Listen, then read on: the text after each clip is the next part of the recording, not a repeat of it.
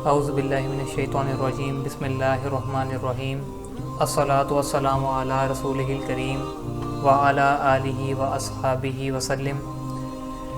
میرے محترم سامعین کرام، السلام علیکم ورحمۃ اللہ وبرکاتہ۔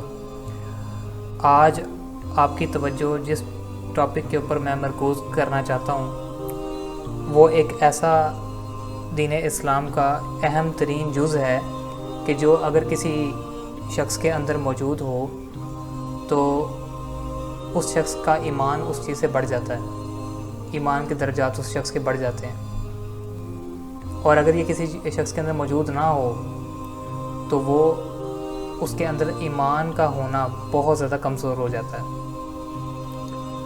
اور آج کا ہمارا جو عنوان ہے اس کا نام صرف ایک لفظ کے اوپر مشتمل ہے، اور یہ ایک ایسا لفظ ہے جس کو ہم اپنی عام بول چال کے اندر بھی بہت زیادہ استعمال کرتے ہیں، اور اس کے علاوہ اکثر و بیشتر اپنے خطبہ جمعہ کے اندر بھی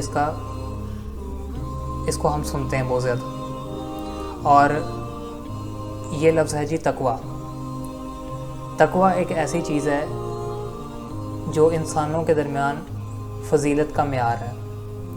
جیسے مثال کے طور پہ صحابہ کرام اور آج کے دور کے جو مسلمان ہیں، ان میں اگر ہم بات کریں کہ افضلیت کی تو صحابہ کرام بہت افضل ہیں بنسبت کہ آج کے مسلمان تو وہ بھی تھے، مسلمان تو یہ بھی ہیں، لیکن فرق کیا ہے؟ تقویٰ کا فرق ہے۔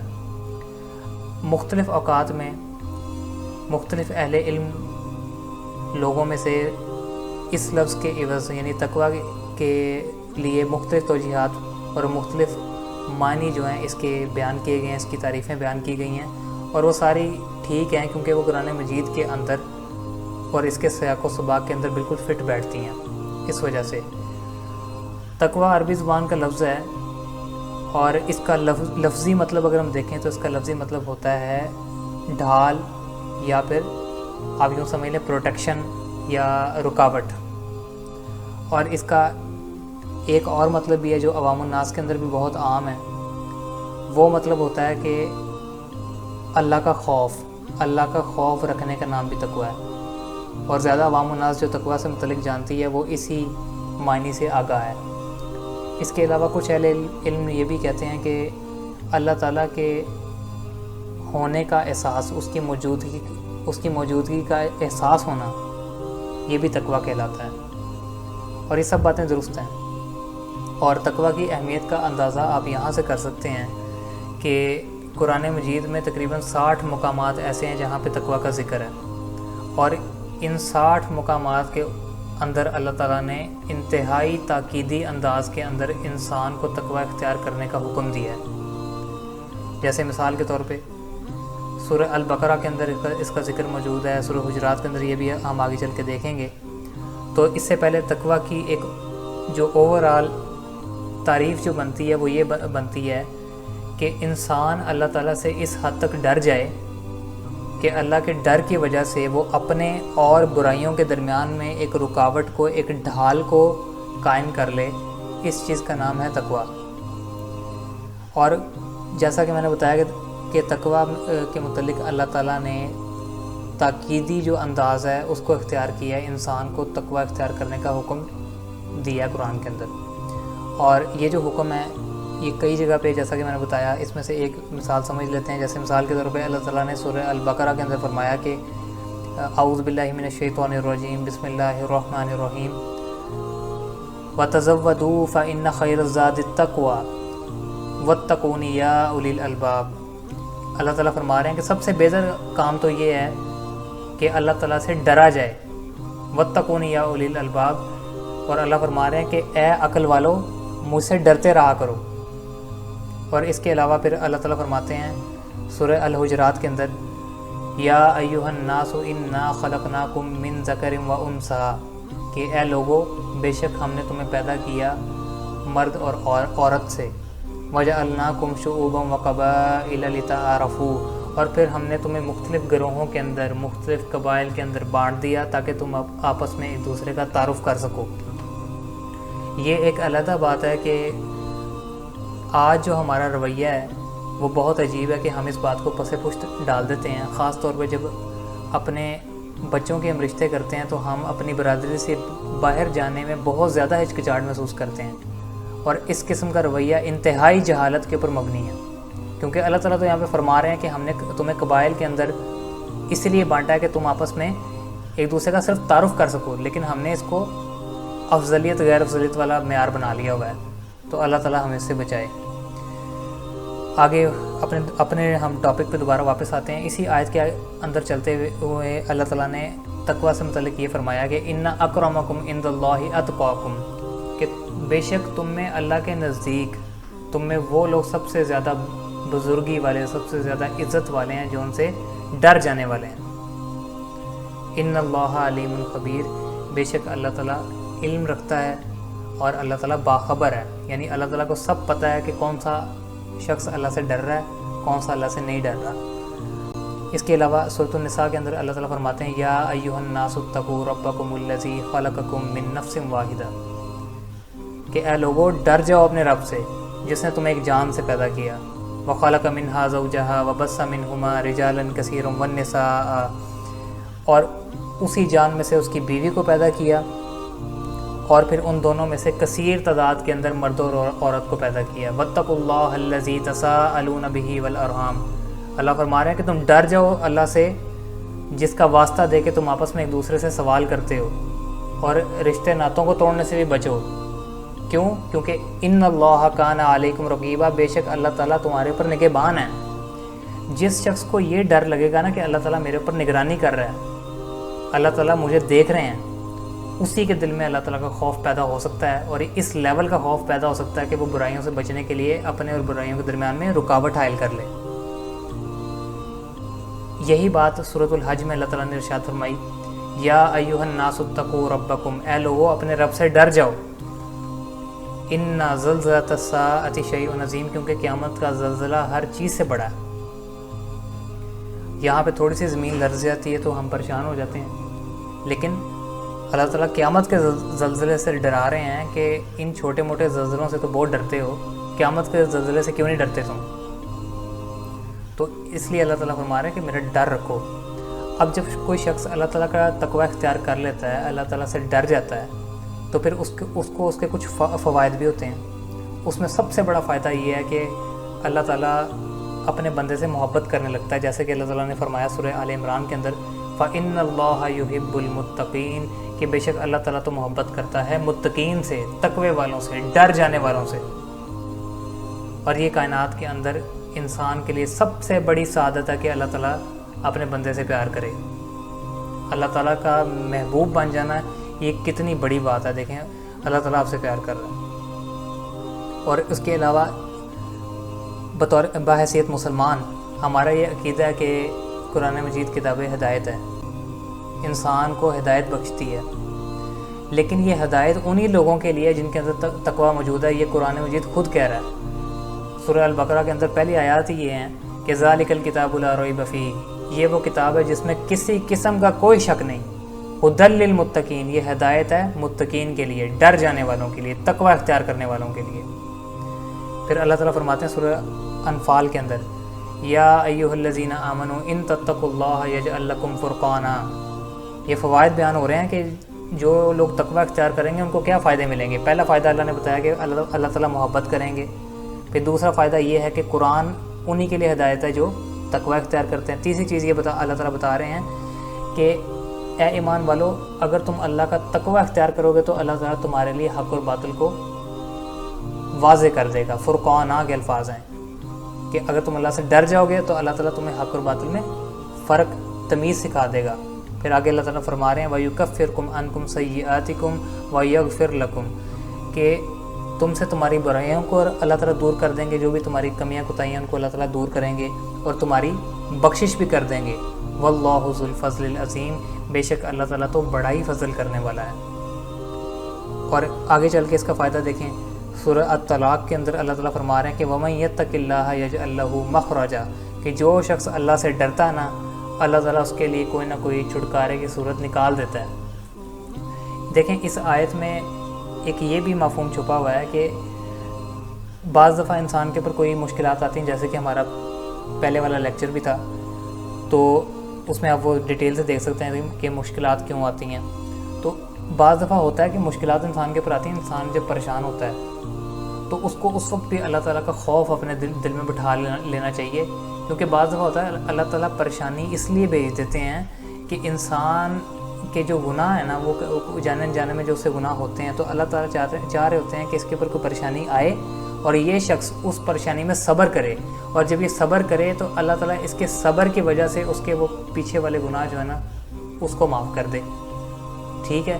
تو اس جو بھی انسان جب کسی تنگی میں پریشانی میں پھنس جاتا ہے تو اللہ سے دعا کرنی چاہیے، اللہ تعالیٰ سے ڈر کے دعا کرنی چاہیے، تاکہ اللہ تعالیٰ اس کے لیے کوئی نہ کوئی راستہ نکال دے، جیسا کہ قرآن کہہ بھی رہا ہے کہ جب اللہ تعالیٰ سے ڈرا جائے گا تو اللہ تعالیٰ اس شخص کے لیے کوئی نہ کوئی راستہ نکال دے گا۔ اس کے علاوہ اسی سورہ کے اندر آگے اللہ تعالیٰ فرما رہے ہیں کہ وَمَن يَتَّقِ اللَّهَ يَجْعَل لَّهُ مِنْ أَمْرِهِ يُسْرًا، کہ جو شخص اللہ تعالیٰ سے ڈرے گا اللہ تعالیٰ اس کے ہر کام کو آسان کر دے گا، اس کے لیے کوئی مشکل نہیں رہے گی۔ اور یہی رسول مکرم صلی اللہ علیہ وسلم کا بھی فرمان ہے، آپ نے بھی ہمیں یہی تعلیم دی ہے کہ جہاں پہ بھی رہو اللہ سے ڈرتے رہو۔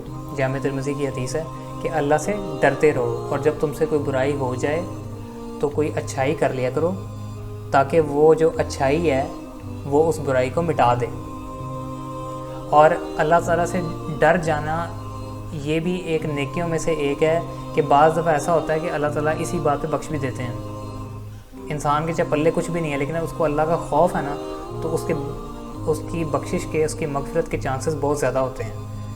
اس ضمن میں ایک حدیث ہے صحیح مسلم کے اندر، یہ اللہ کے نبی صلی اللہ علیہ وسلم بتاتے ہیں، آپ فرما رہے ہیں کہ پرانے زمانوں میں ایک آدمی تھا، اس نے زندگی میں کوئی نیکی والا کام نہیں کیا تھا، تو جب وہ مرنے کے قریب آیا، اس کا موت کا وقت قریب آیا، تو اس نے اپنی اولاد کو اکٹھا کیا، اور اولاد کو اکٹھا کر کے ان کو یہ وصیت کر دی کہ جب میں مر جاؤں تو میرا کچھ حصہ زمین کے اندر بکھیر دینا جلا کے راکھ کر کے، اور کچھ حصہ سمندروں کے اندر بہا دینا، کیونکہ اگر اللہ نے میرے پہ قدرت پا لی نا تو اللہ تعالیٰ مجھے بہت برا عذاب دیں گے۔ مطلب وہ اللہ سے ڈر گیا۔ تو اس کے مرنے کے بعد اس کے بچوں نے بالکل جیسے باپ کی وصیت تھی، انہوں نے اس کو جلا کے اس کی راکھ کچھ سمندروں میں بہا دی، کچھ خشکی کے اندر بکھیر دی، لیکن اللہ تعالیٰ نے اس کو زندہ کر لیا، اور زندہ کر کے پوچھا کہ تو نے ایسا کیوں کیا؟ تو اس شخص نے کہا کہ یا اللہ میں تجھ سے ڈر گیا تھا، یا اللہ میں تجھ سے ڈر گیا تھا۔ تو اللہ تعالیٰ نے صرف اس بات پہ کہ یہ شخص ڈر گیا تھا، اللہ تعالیٰ نے کہا کہ میں نے تجھے معاف کیا۔ تو یہ حدیث اس بات پہ دلیل ہے کہ انسان کے اندر اور کچھ ہے یا نہیں ہے، اس کے اندر تقوی ضرور ہونا چاہیے، اللہ تعالیٰ کا خوف ضرور ہونا چاہیے۔ اور اسی کے برعکس اگر اس کا کنٹراسٹ اگر ہم دیکھیں کہ جس شخص کے اندر تقوی نہیں ہے تو اس کی کیا حالت ہوتی ہے۔ دیکھیں اگر کسی بندے کے دل میں تقوی نہیں نا، اللہ کا خوف نہیں ہے، تو وہ لوگوں کے آگے تو بہت اچھا بن سکتا ہے، ان کے آگے اچھا شو کر سکتا ہے اپنے آپ کو، حسن اخلاق سے پیش آ سکتا ہے، برائیوں سے بچ بھی سکتا ہے، یہ کوئی بڑی بات نہیں ہے۔ بڑی بات یہ ہے کہ آپ تنہائی کے اندر جہاں آپ کو کوئی بھی نہیں دیکھ رہا، وہاں پہ آپ برائیوں سے بچنے کی کوشش کریں۔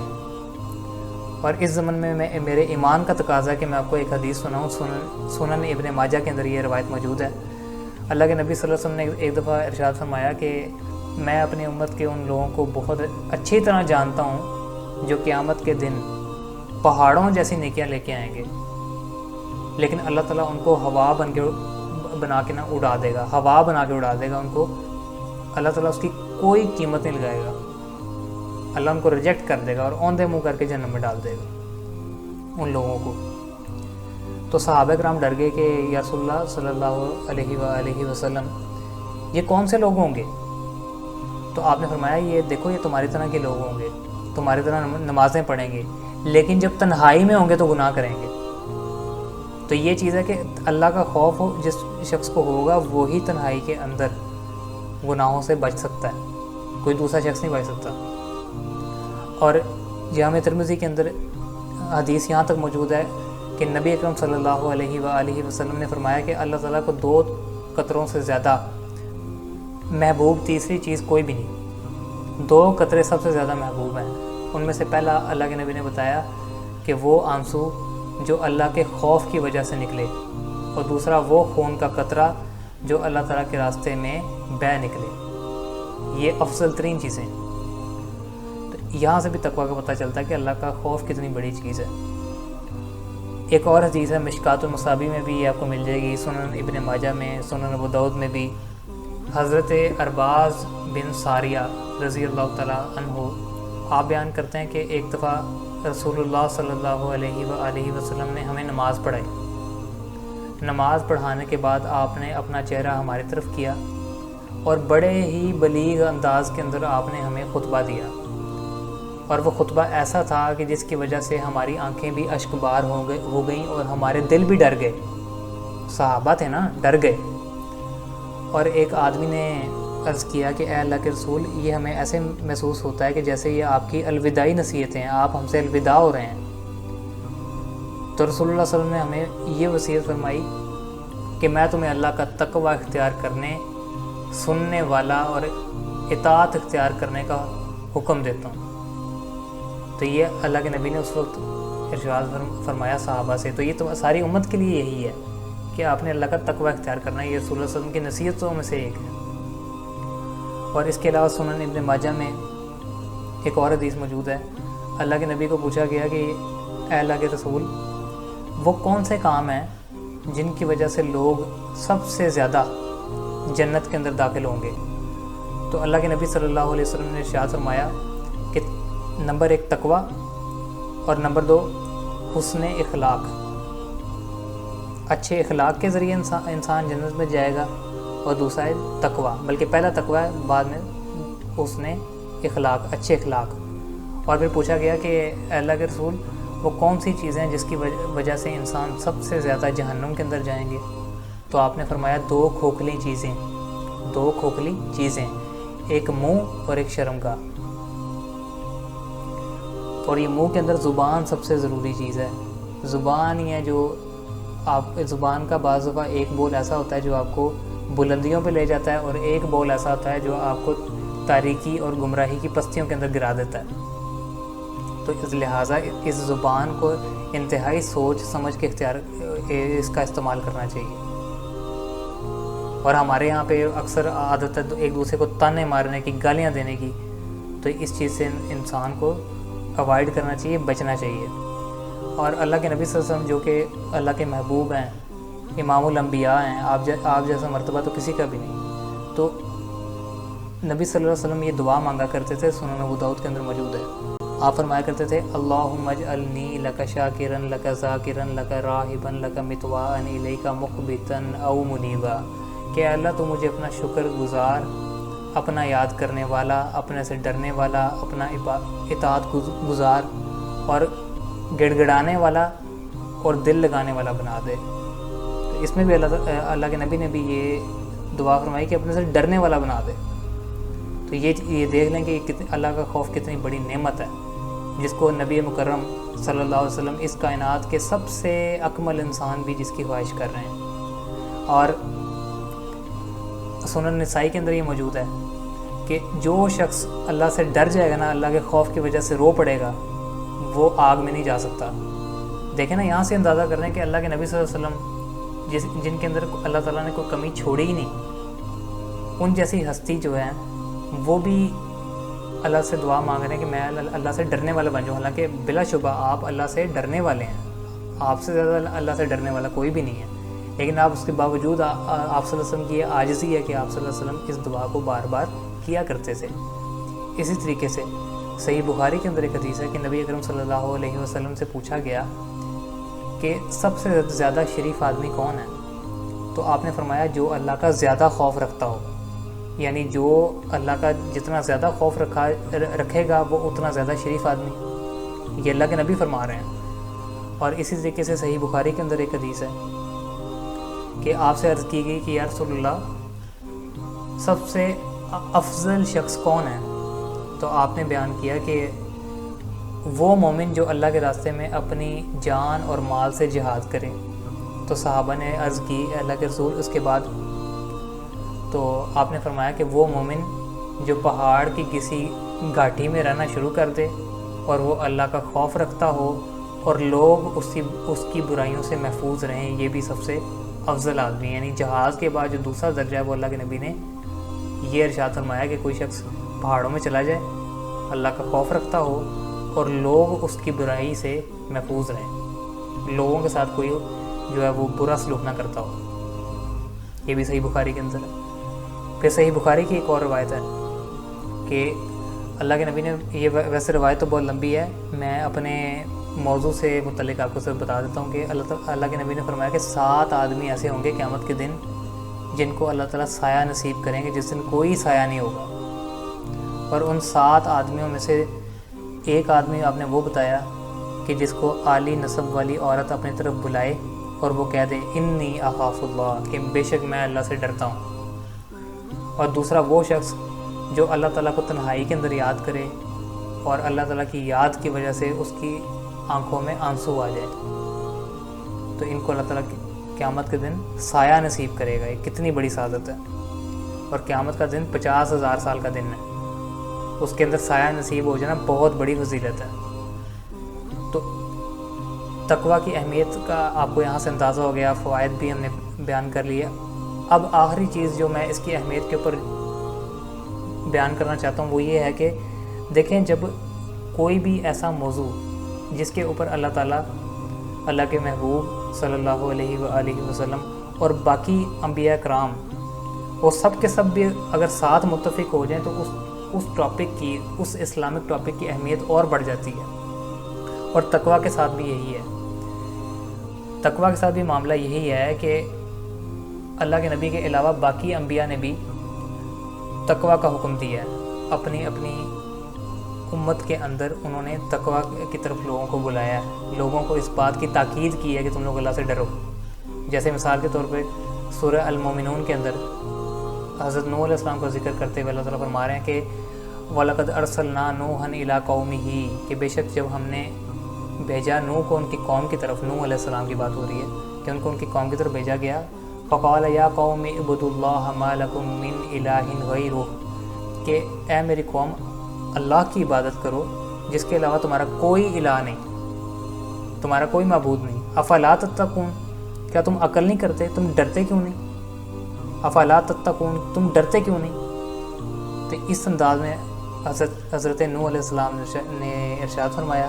اسی طریقے سے سورہ شعراء کے اندر کئی انبیاء کرام کے متعلق موجود ہے، جیسے مثال کے طور پہ ایک جگہ پہ آتا ہے کہ اذ قال لهم اخوهم ہود الا تتقون، جب ان کو ان کے بھائی ہود علیہ السلام نے کہا کہ تم ڈرتے کیوں نہیں، اپنی قوم سے وہ کہہ رہے کہ تم کیوں نہیں ڈرتے اللہ سے۔ اس کے علاوہ پھر اذ قال لهم اخوهم صالح الا تتقون، حضرت صالح علیہ السلام نے جب اپنے قوم سے کہا کہ تم اللہ سے کیوں نہیں ڈرتے۔ پھر اذ قال لهم اخوهم لوط الا تتقون، جب ان سے ان کے بھائی لوط علیہ السلام نے کہا کہ تم اللہ کا خوف کیوں نہیں کرتے۔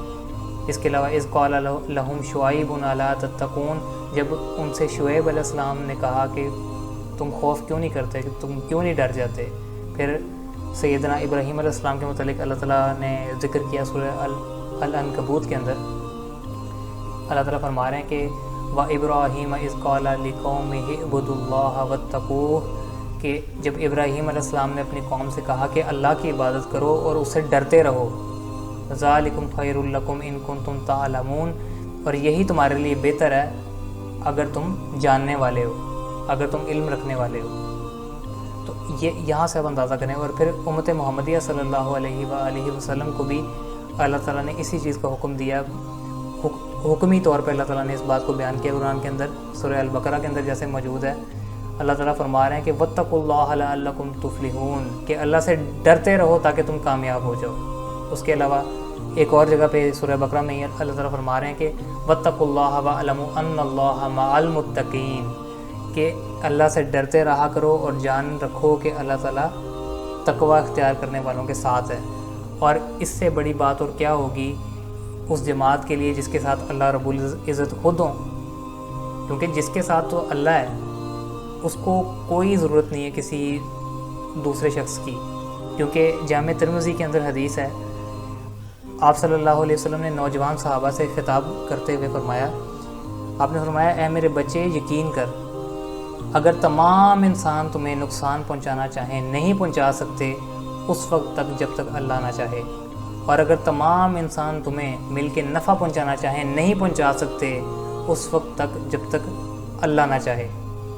تو لہٰذا کسی سے انسان کو کوئی ڈرنا نہیں چاہیے، خاص طور پہ اس وقت جب اس کو یہ یقین ہو جائے کہ میرے دل میں تقویٰ ہے اور اللہ رب العزت میرے ساتھ ہیں۔ تو اللہ تعالیٰ سے دعا ہے کہ اللہ تعالیٰ ہمارے دلوں میں تقویٰ کو پیدا فرمائے۔ سبحان ربک رب العزت عما یصفون وسلام علی المرسلین والحمد للہ رب العالمین۔